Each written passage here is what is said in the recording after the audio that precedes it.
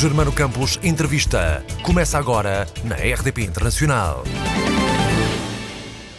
Miguel Mendes é um jovem médico português que tem um percurso de vida absolutamente invulgar e fascinante. Há 12 anos, partiu para fazer voluntariado no Brasil e realizar uma viagem à boleia pela América Latina. Depois, cursou medicina e tirou a especialidade de ginecologia e obstetrícia em Berlim, na Alemanha. Pelo meio, esteve com a AMI na Guiné-Bissau e na Índia rural, com os Médicos Sem Fronteiras. Está a terminar o doutoramento e, neste meio tempo, também teve tempo para ser papá. Muito bem-vindo, Miguel. Está bem feita a síntese? Está perfeita.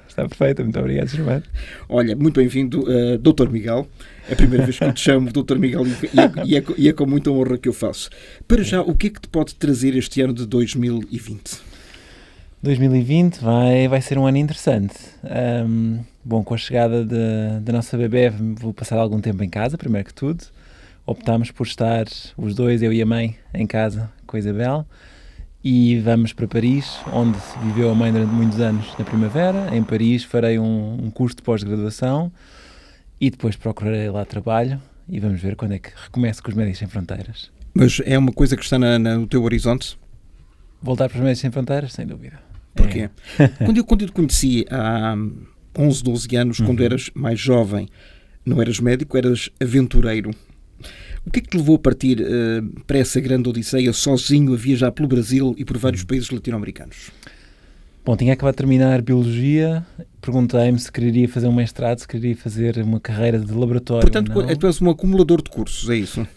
Mais ou menos. Espero que não venham mais, agora só pequenas formações. E na altura o que quis fazer foi viajar, explorar um pouco o mundo, fazer voluntariado, que poderia ter feito em Portugal também, mas quis fazer fora. E optei pela América Latina, onde poderia falar português e espanhol, e poderia terminar a viagem também nos Estados Unidos, onde tenho família, e pronto, daí a motivação de ter ido para lá. E quanto tempo é que aconteceu, durante quanto tempo é que aconteceu essa viagem? Eu estive 10 meses no total lá, sendo que 5 meses foram no Brasil, a fazer voluntariado num orfanato, e depois... Então fala-me um pouco dessa experiência, que te marcou seguramente para o resto da vida. Foi uma experiência muito boa, foi uma experiência interessante porque foi também, curiosamente, olhando agora para trás, foi lá que eu fui para lá inicialmente como um educador e quase professor de português e de ciências naturais, porque já tinha um interesse, já estava em biologia na altura. Depois comecei a entrar também numa área na qual trabalhava, que era de direitos e saúde reprodutiva, e lá decidi enverdar pela medicina. Decidi enverdar por uma matéria de saúde. E foi lá que mudou a tua vida? Exatamente. Foi lá que lembro perfeitamente de estar deitado numa daquelas camas penduradas entre duas árvores, olhar para as palmeiras e pensar, e a seguir? Era uma rede? Não era bem uma rede, era mais um tecido, era um pano. Era aqueles hammock, não sei como é que se chamam. E então o que é que te passou pela cabeça nessa altura? Percebi que, terminando esse projeto e essa viagem, que seria uma viagem muito individual, queria não voltar à biologia, não voltar à investigação, mas sim ao cuidado para com o próximo.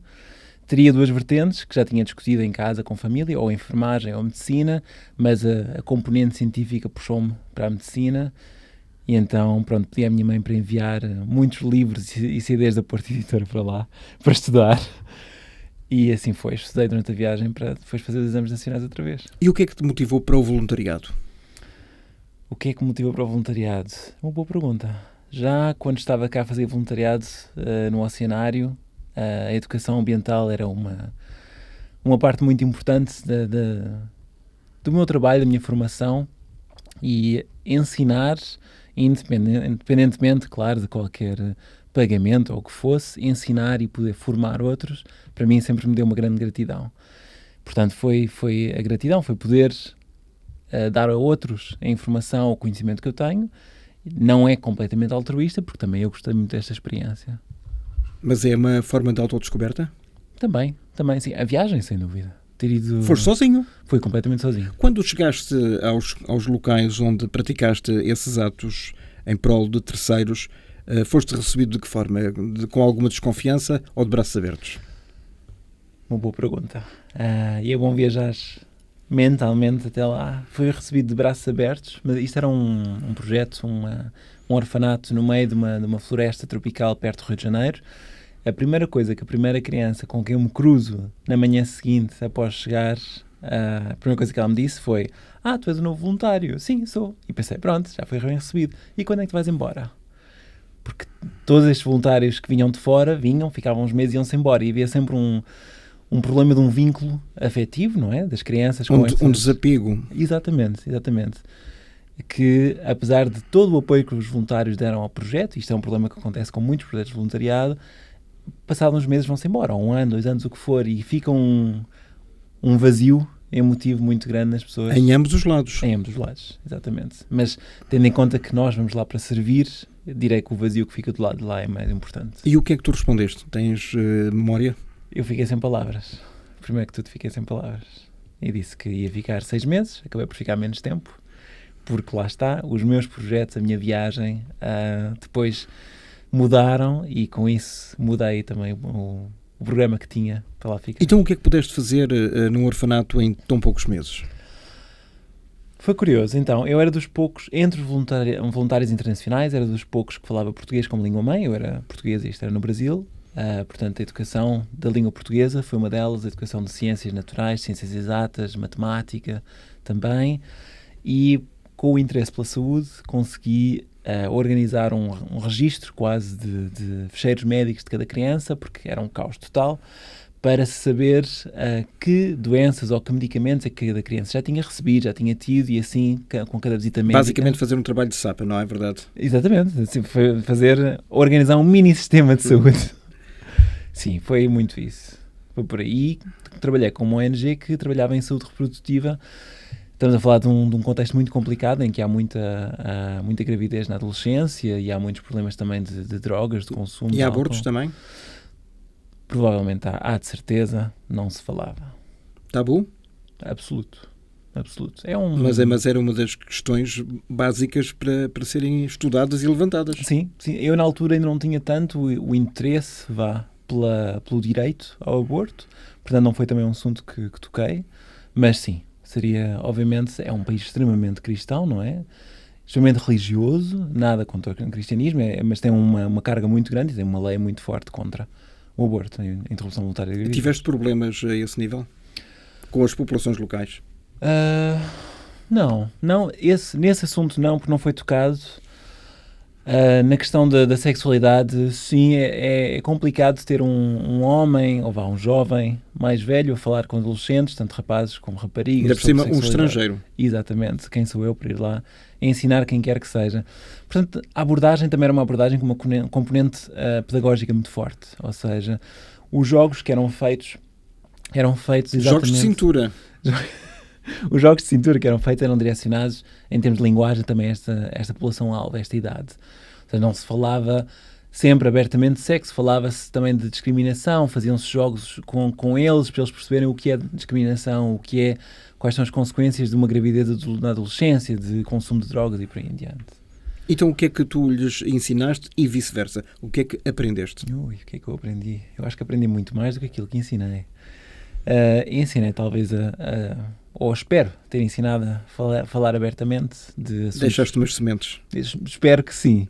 Nesse sentido de conhecimento, espero que sim. Deixaste algum tipo de contacto para as pessoas poderem manter uma ligação contigo ou não? Sim, isto foi em 2007, 2008, mais 2007, no início do Facebook, quase.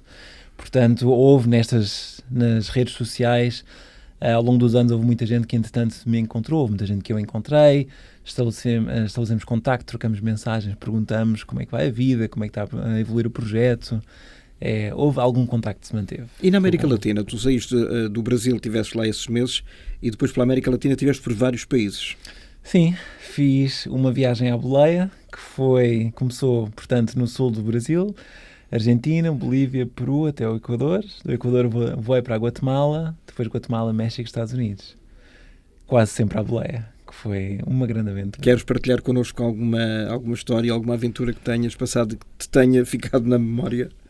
Uma história engraçada. No México, que é um país fascinante, mas também perigoso, tem uma cena de tráfico de droga muito forte, não é? Foi-me dada a boleia por um senhor muito simpático, vinha no carro e que estava um bocado triste, vinha do enterro do pai, e começou por me dizer que o pai era um homem muito bom e tinha de se esforçar para ser um homem mau, para fazer coisas más, e ele, pelo contrário, é um homem mau, mas que, com esforço, faria coisas boas. E que tinha recebido o carro onde estávamos os dois naquele momento a andar na autoestrada de um mafioso qualquer da cena da droga. Bom?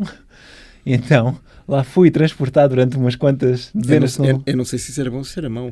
Pois, eu também, olha, correu bem, portanto não me preocupei.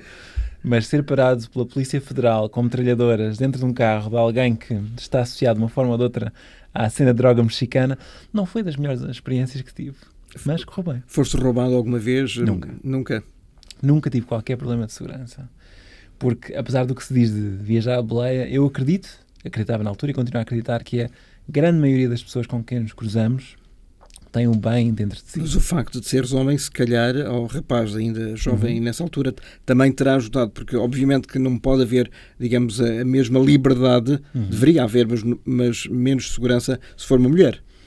Sim, é uma forma de ver a coisa, mas por outro lado, sendo homem, as pessoas também têm mais medo de me levar com elas. Uma mulher tem mais facilidade em andar à boleia, corre mais risco, portanto é preciso ter bom olho e perceber onde é que há uma situação de perigo, onde é que não há.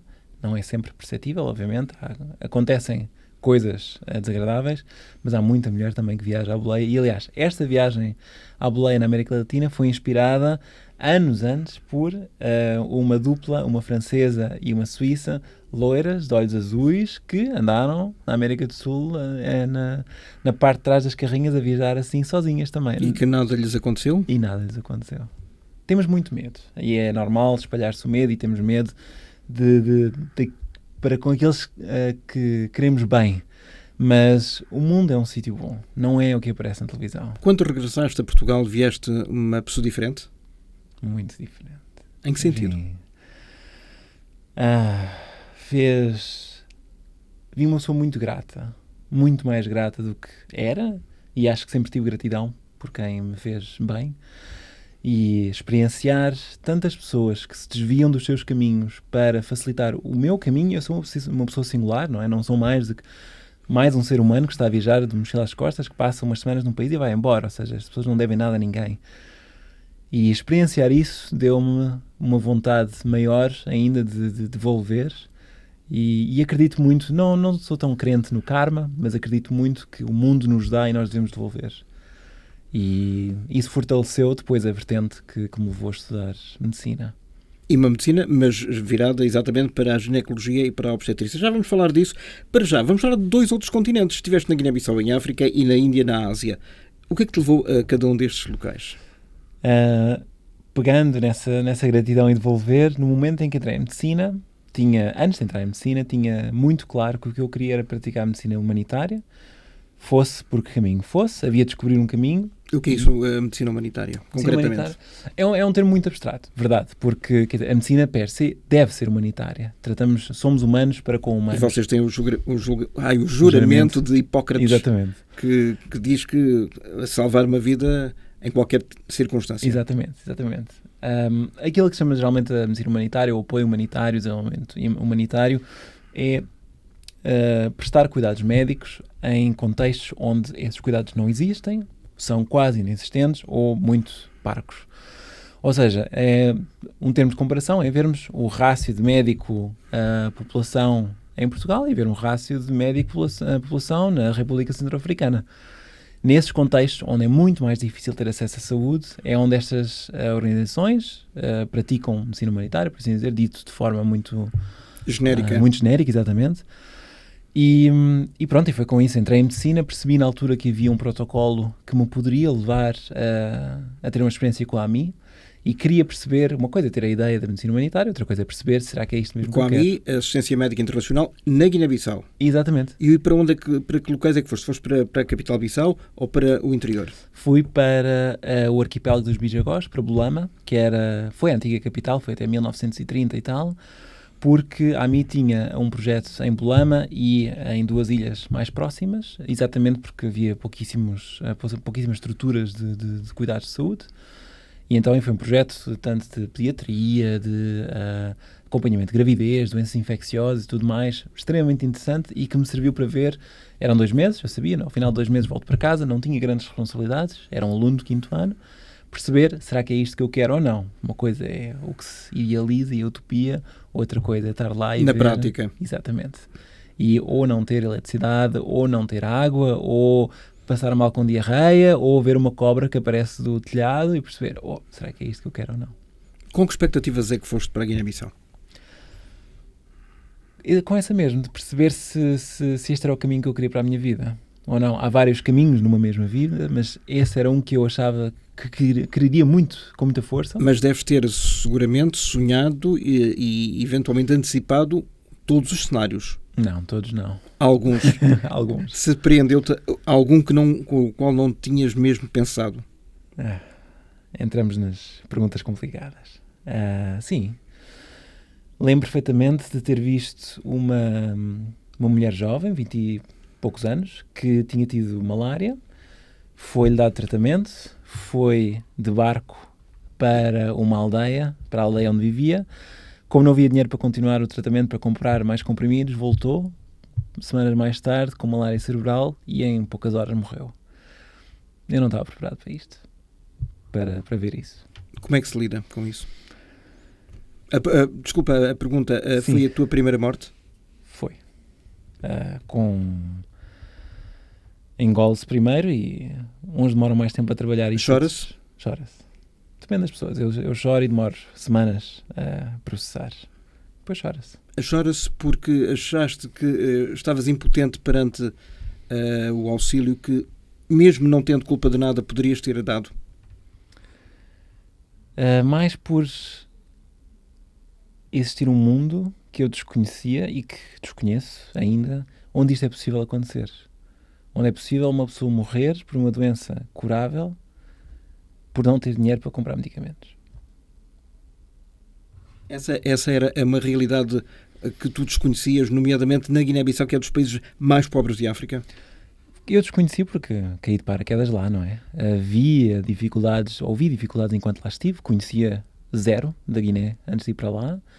E é claro que uma coisa é em Bissau as dificuldades que se têm, outra coisa é fora de Bissau, as dificuldades ainda maiores e aumentadas pela separação geográfica das ilhas. Ter de depender de um barco que está dependente de uma maré para sequer e que está dependente de bom tempo ou de mau tempo. Exatamente. Para ter um parto seguro, para ter uma operação, uma apendicite, para ter o básico dos básicos, é chocante. Sentiste um bocado um pioneiro também na medicina? A tratar de algo tão primitivo como um bem comum que é a medicina? Pioneiro não direi. Acho que não, porque eu estava lá mais como espectador e não tinha o conhecimento para achar que estava a descobrir ou a inovar, o que quer que fosse. Estive lá mais a aprender. Houve algum input que eu dei do ponto de vista médico, de aconselhamento dos médicos que trabalhavam lá e dos enfermeiros, mas pouquíssimo. Estamos a falar de um aluno que 5º ano de medicina, portanto... Eles levavam-te a sério? Levavam-me a sério, sim, mas questionando sempre. Tinhas que idade nessa altura? Eu fui para lá com 21. 21, será? Acho que sim. 21, 22 anos. É que eles podem, eventualmente, podem dizer o que é que este jovem que ainda nem sequer acabou o curso vem-nos cá ensinar, não é? Exatamente. Havia uma abertura muito grande, depois depende também das pessoas, de quem é que estamos a falar, mas havia uma abertura grande para discussões abertas. Uma coisa que eu falei lá, que foi curioso, foi sobre o cuidado e o exercício físico depois de um acidente vascular cerebral, que é inexistente neste tipo de contexto. Uma pessoa tem um acidente vascular cerebral, não se mexe, não consegue comer o que for, é deixado numa cabana e lá fica até morrer. Então, cuidados básicos de fisioterapia, dos quais eu não sou de todo especialista, foi um dos assuntos que eu toquei lá e que foi recebido com imenso interesse. O que é que eles te pediam? Se é que pediam alguma coisa? Para partilhar conhecimento, mais que tudo. Porque... Não te pediam bens básicos como uma seringa ou umas luvas, por exemplo? Isso estava estabelecido pelo projeto em si, da AMI, não é? E havia esse material? Sim. Pelo menos durante o tempo em que lá estiveste? Exatamente. O que resta quando uma organização destas sai é sempre difícil de estimar, claro. Esperemos que sempre o máximo de conhecimento transmitido, porque é isso que garante a continuidade dos cuidados. Mas, sim, Mas de resto pediam-me se calhar uns ténis que eu tinha, ou uma t-shirt. Deixaste lá? Deixei algumas coisas, sim. Deixei algumas coisas. Portanto, levaste bastante e trouxeste muito menos, pelo menos em termos físicos. Sim. Fizeste algum tipo de relatório ou de balanço, mesmo que tenham sido 2 meses apenas? Na altura escrevia uns textos pequenitos que punha na minha página nos meios sociais, coisa pouca para os amigos, mas... Para eles tomarem conhecimento daquilo que tinhas feito, não é? Exatamente. Então a parte da Índia foi mais tarde, e já não com a AMI, mas com os Médicos Sem Fronteiras, portanto numa fase posterior. Aí foi uma experiência diferente. Com a AMI percebi que era isto que eu queria. Entrei em medicina, terminei medicina, aliás, já estava meio de medicina. Comecei a trabalhar em obstetrícia, na maior sala de partos da Alemanha na altura. Depois de 2 anos... Portanto, convém dizer que o teu curso foi tirado na Alemanha. O curso foi tirado oficialmente em Lisboa. Parte do percurso foi feito em Berlim, com vários intercâmbios. Erasmus, etc. Exatamente, repartido. E depois de 2 anos de obstetrícia intensiva, onde vi tudo o que é possível ver de gravidez de risco, decidi lançar-me para um desafio e fui para um hospital pequenino no fim do nada, no meio da Índia, e fui responsável, entre outros, pela obstetrícia lá, pela sala de partos. Durante quanto tempo? 9 meses. Exatamente o tempo da gestação. Exatamente, curiosamente. E foi interessante porque aí, claro, numa posição completamente diferente. Enquanto que na Guiné estava como observador, eu ali era um elemento ativo. Não só o elemento ativo, mas das pessoas que estavam naquele hospital, a pessoa que tinha mais experiência em obstetrícia. Portanto, com uma responsabilidade acrescida. E tu tinhas alguma equipa? Sim, tinha enfermeiros locais, enfermeiros parteiros, tinha médicos indianos, também com pouca experiência, acabaram de sair da universidade. Tinha também uma colega internacional pediatra e pronto, e telefonava quando precisava de ajuda para algumas questões existenciais, quase. Nomeadamente? Não saber o que fazer com parto de gêmeos, não saber o que fazer... Mas tu ligavas para quem? E a que horas? Ligava a qualquer hora para pessoas de confiança que tinha no hospital onde tinha trabalhado em Berlim. Nem com a diferença horária te impediu de que isso acontecesse? Atendiam sempre. Liguei umas 2 ou 3 vezes, atendiam sempre. E geralmente diziam, levaste aquele livro, assim, um livro clássico de práticas de obstetrícia, levei. Então pega no livro, senta-te, prepara-te antes do parto. Lê com calma.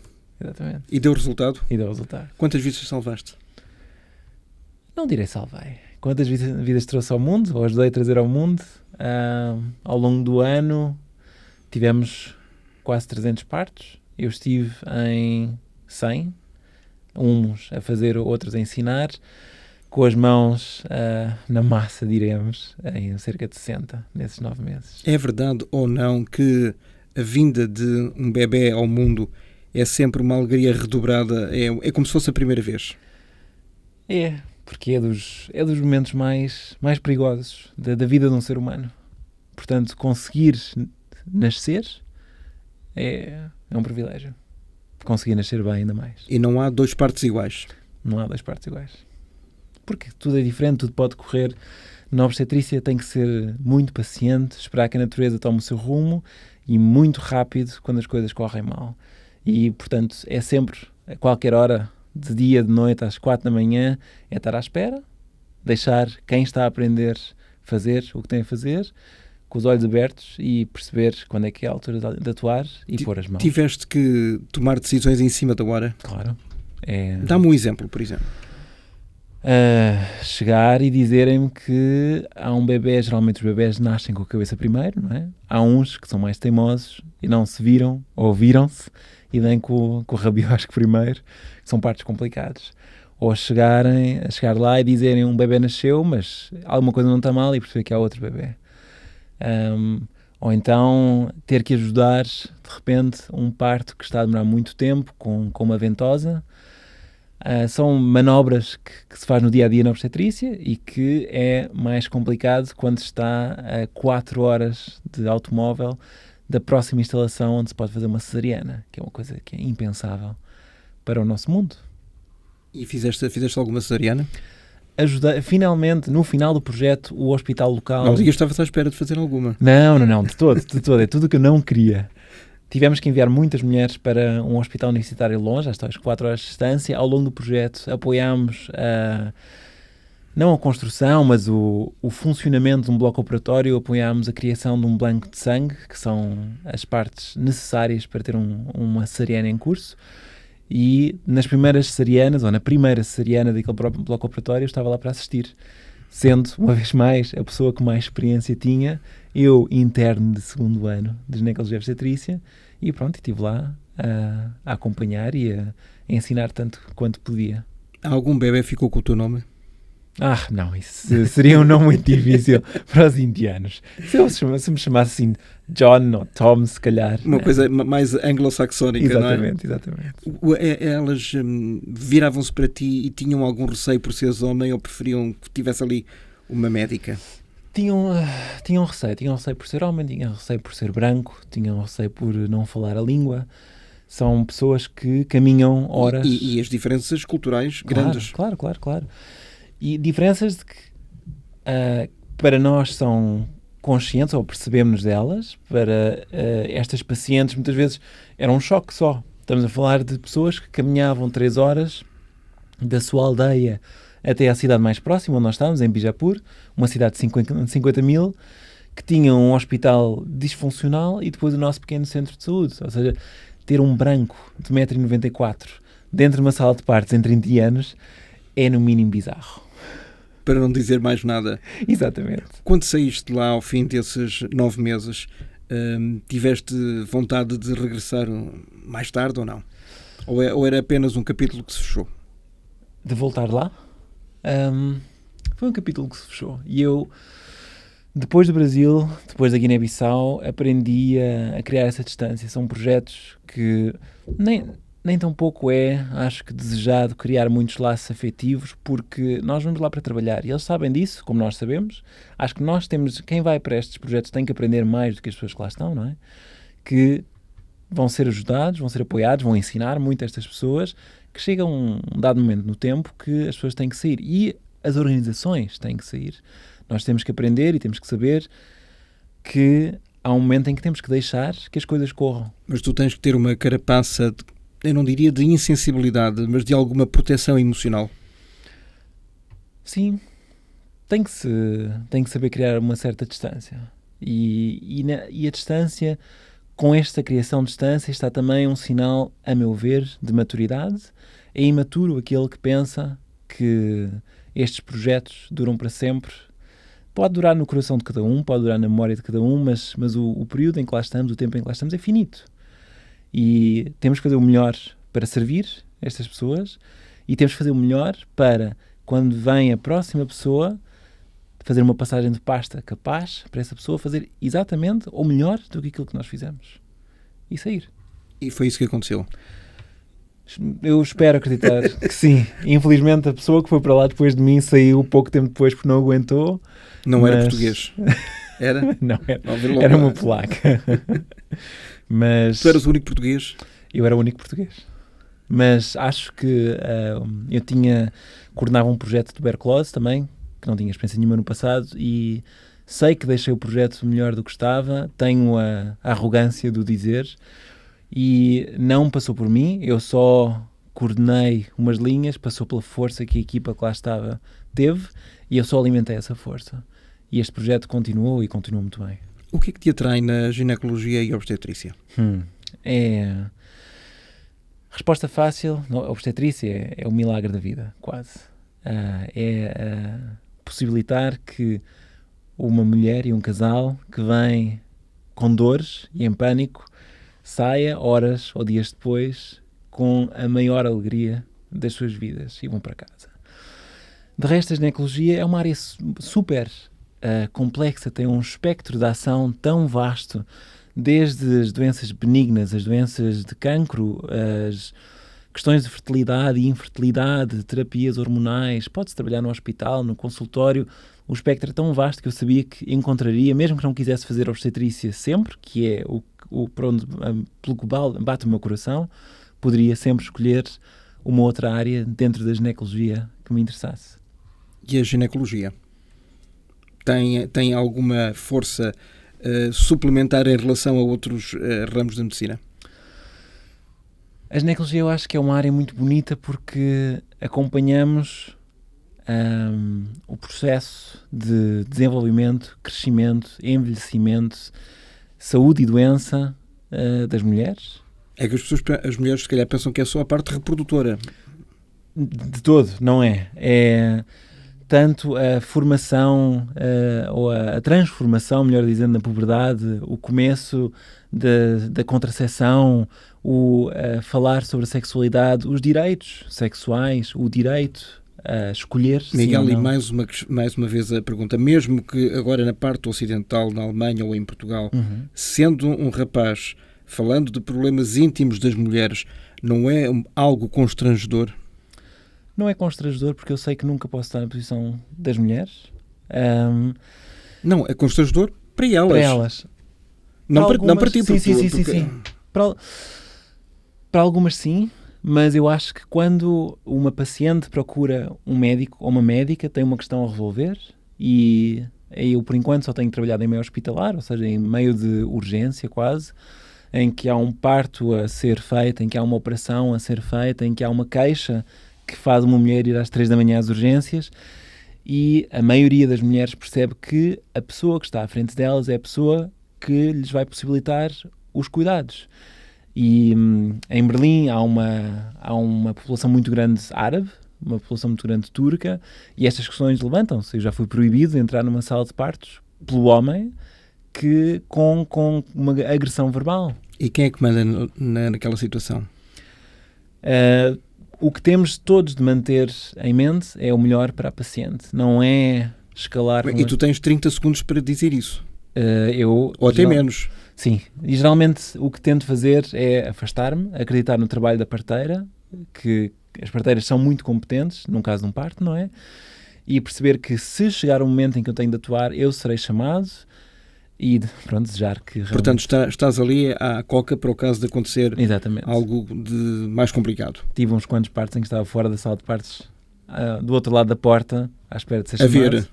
Não haver, à espera de ser chamado, porque já o ver já era um problema para estes maridos. Já chegou algum nado morto? Já. E como é que se enfrenta a situação? Mantendo em mente também que o mais importante não é a nossa experiência, é a experiência do casal que o atravessa. Mas é uma espécie de derrota profissional, mesmo que a natureza se encarregue de dizer que não. Depende dos partos, não é? Depende se foi algo que aconteceu durante a gravidez e chegou a nós assim, e realmente aí não há um sentimento de frustração, há uma resignação para uma coisa com a qual não pudemos nunca fazer algo. Há partos que não correm bem e aí sim, aí é muita frustração. Miguel, não sei se tens acompanhado mesmo de longe na Alemanha alguns casos, e são bastantes até, de negligência médica em Portugal. Agora está, digamos, muito na atualidade informativa o facto de obstetras não terem percebido durante as ecografias as malformações genéticas de bebés que vêm sem parte do cérebro, sem lábios, surdos, etc. Como é que tu fazes a análise destas situações? O diagnóstico pré-natal é uma área muito complicada. É uma área em que, com um método meramente morfológico, não é? Nós só vemos a forma, não vemos nunca a função. Tentamos perceber se este bebê, este feto, é um bebê saudável ou não, e há erros, como em qualquer área. Há erros devidos a um certo dia em que não se conseguiu ver tudo, há erros devidos a equipamentos que não são os mais adequados. Mas quando há 10, 20, 30 casos de negligência médica, as pessoas começam a perguntar, bom, será da máquina ou será do homem? O homem é passível de erros, e claro que sim, e realmente soube de casos em que alguns médicos determinados, ou estes médicos foram apontados a vários exames, Isso tem que ser analisado de forma fria, objetiva. E é a justiça que compete dizer se há erro médico ou não. Exatamente. Justiça não será nunca feita. Depois de analisado, penso, pela própria ordem dos médicos. Exatamente. E conselhos de disciplina, etc. Como é que é feita nesta altura, se é que há pontos de comparação, por exemplo, o exercício da medicina ginecológica na Alemanha e em Portugal? Quais são as diferenças ou as semelhanças? Direi algumas diferenças, enquanto que grande parte da ginecologia, a parte mais elementar da ginecologia, mesmo do acompanhamento da gravidez, é feito na medicina geral e familiar cá, que eu acho ótimo. Na Alemanha é feito estritamente por ginecologistas e obstetras, ou seja, uma mulher que tenha uma questão ginecológica ou obstétrica não vai nunca ao seu médico geral e familiar, vai sim ao obstetra, à ginecologista ou ao... E é melhor, ou é pior, ou é diferente apenas? É diferente. Eu direi quase que é pior no sentido em que é um sistema mais caro, em que estamos a usar especialistas para fazer exames simples, que podem ser feitos por um médico também especialista ele, mas com um conhecimento geral muito mais vasto e que acompanha esta mulher como criança, que acompanha os filhos, os pais. Portanto, tirar isto da mão do médico geral familiar não me parece fazer muito sentido. Faz sentido quando há seguradoras por detrás disto que querem fazer dinheiro com os especialistas. É isso que acontece, por exemplo, nos Estados Unidos, onde a medicina privada é que prevalece aos seguros de saúde e aquele sistema do Obamacare, ou seja, quase do Serviço Nacional de Saúde gratuito e universal, é algo impensável, pelo menos para aquele país. E para um grupo daquele país, pelo menos um grupo partidário ou político. Na Alemanha é semelhante, porque na Alemanha há um sistema, são sistemas na sua essência diferentes do sistema inglês, do sistema francês, do sistema português. Há um sistema baseado em seguros de saúde, em que todas as pessoas têm obrigatoriamente de ter um seguro de saúde que lhes é dado, lhes é pago em parte pelo empregador, ou se não tiverem um empregador pelo Estado alemão, e estas seguradoras pagam tudo o que é exames e consultas e tudo mais às pessoas que o fazem. É uma máquina que mexe muito dinheiro, infelizmente, é um sistema muito, muito caro. Se é mais e é rentável? Não, a longo prazo não. É baseado numa economia extremamente forte.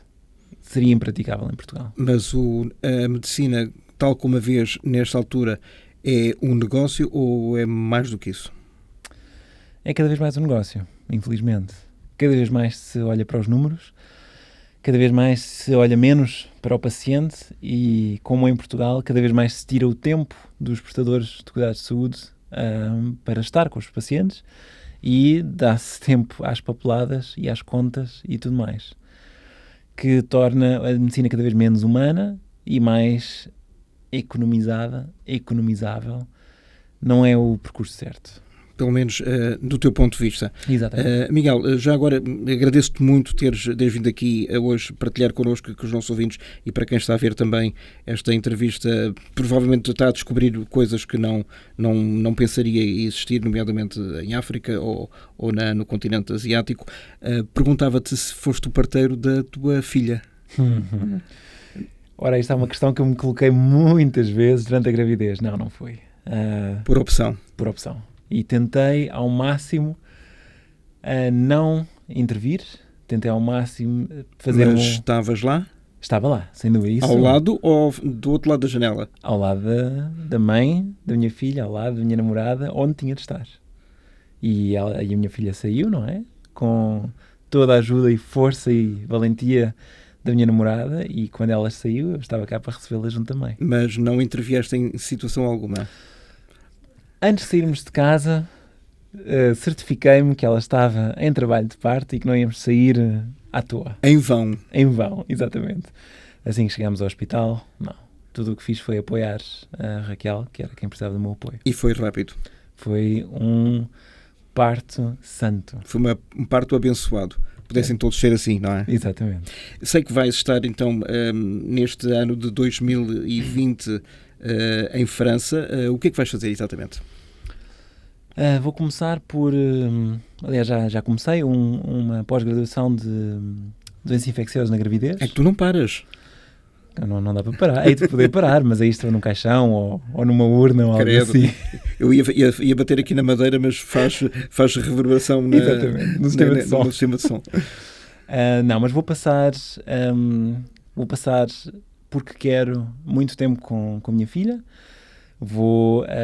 A Raquel poderá retomar o trabalho que tem lá, e estando lá vou visitar também as maiores maternidades que lá existem, de preferência aquelas com cuidados ligados às doenças infecciosas, e tentar pôr um pé num sistema também ele diferente de saúde daquele em que eu trabalho. E irei à Alemanha, volta e meia, para fazer assim um trabalho tarefeiro e trazer também... Uns 2 ou 3 partos. Exatamente, 2 ou 3 partos. E planeias um dia voltar a Portugal? Acho que sim, acho que é uma vontade que temos ambos, não sabemos quando, é complicado estimar. Há meses pensámos sobre isso, mas pensar sobre o custo de habitação, sobre a remuneração dos médicos cá, que me parece injusta perante o esforço que eles fazem de educação, de formação, a responsabilidade que têm. Claro que não vou estar a argumentar se é injusta em comparação com o resto. Até porque não temos tempo. Exatamente. Mas, sim, voltaremos um dia. Ainda não sabemos quando. Estamos num momento agora bom. Acho que nos vai ser importante que a nossa filha tenha mais proximidade com a nossa cultura e com as famílias, obviamente. É duro viver lá fora, mesmo para um médico jovem como tu? É duro viver lá fora. Até chegar a nossa filha, não. Porque eu habituo-me rapidamente. Nisso sou... Está bem, começaste sozinho. Exatamente. Depois foi a 2 e agora é a 3. Agora a 3. A 3 é mais complicado. Tivemos e uma quem sorte... sabe a 4 ou 5 no futuro. Virão sem dúvida. Tivemos uma sorte muito grande de ter tanto a mãe da Raquel como a minha mãe em Berlim durante umas semanas. Curiosamente também as semanas em que eu tinha de estudar para o exame de especialidade, e deram-nos apoio impagável. Portanto, este início de vida da nossa filha foi muito bem acompanhado. E conforme rezam as crónicas, não sei se é verdade ou não, ela vem cheia de saúde. O que é que planeias para ela ser médica daqui a 20 anos? Ela será o que quiser ser. Eu espero dar-lhe armas, eu e a Raquel, darmos armas para ela perceber passos sensatos, para perceber como seguir a sua vida, para não fazer grandes asneiras. Pequenas asneiras deve fazer para aprender, e tomar um rumo que a faça feliz e que lhe dê a liberdade de escolha, acima de tudo, que é o privilégio que todos nós temos e que devemos manter. E foi algo que os teus pais te deram? Sim, sem dúvida. Não tudo, mas muito do que eu tenho, muito do que eu sou, devo à força e à fibra e à coluna vertebral que os meus pais me deram. E, portanto, o que é que podemos esperar de ti daqui por 10 anos? Por exemplo, podes fazer algum tipo de antecipação? Daqui por 10 anos... Quando tu tiveres 30? Quando tiver 44. 44. Daqui a 10 anos teremos 3 filhos. Estaremos felizes.